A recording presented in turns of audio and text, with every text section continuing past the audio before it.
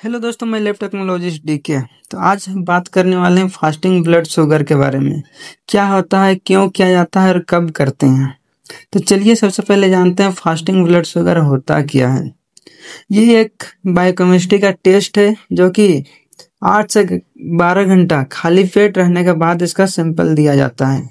तो ज़्यादातर diabetic mellitus को डायग्नोस करने के लिए हम लोग फास्टिंग ब्लड शुगर टेस्ट करते हैं। तो अगर आप हमारे चैनल में नए हो तो चैनल को सब्सक्राइब कर लें और एमएलटी लर्निंग जोन में बने रहें ताकि आप तक सबसे पहले वीडियो पहुंचे।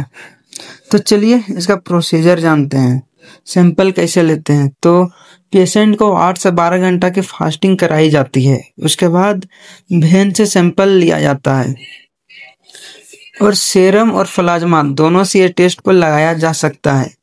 ये टेस्ट को करने का 2 मेथड होता है, एक जीओडी पीओडी मेथड होता है, ग्लूकोज ऑक्सीडेज और ग्लूकोज फॉर ऑक्सीडेज, और हेक्सोकाइनेज मेथड। दोनों मेथड से हम लोग ये करते हैं। तो चलिए इसका रेफरेंस वैल्यू देखते हैं। नॉर्मल 70 से 100 mg पर डीएल होता है और इम्पेयर्ड फास्टिंग ग्लूकोज जिसको हम लोग प्री डायबिटिक बोलते हैं, वो आपका 101 से 125 mg पर डीएल होना चाहिए। और in case of diabetic mellitus जो हमारा शुगर का वैल्यू होता है वो 126 mg पर डीएल या उससे ज़्यादा होता है। और हमारे लैब में इस टेस्ट को 2 बार किया जाता है, 3 बार किया जाता है। उसके बाद डायबिटिक मिलाइटस है इस पेशेंट को ये बताया जाता है।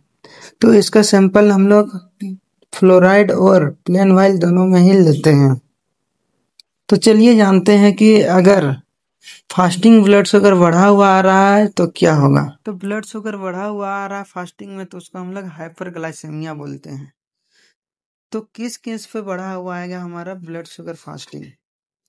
डायबिटिक मेलाइटस के केस पे आ सकता है, हाइपरथायरॉयडिज्म अगर कोई भी पेशेंट को, और पेनक्रियाटाइटिस मतलब पेनक्रियाज में इन्फेक्शन हुआ है तो आएगा, स्ट्रेस ले रहा है तो बढ़ा हुआ आएगा, और कोई भी इन्फेक्शन के केस पे बढ़ा हुआ आएगा।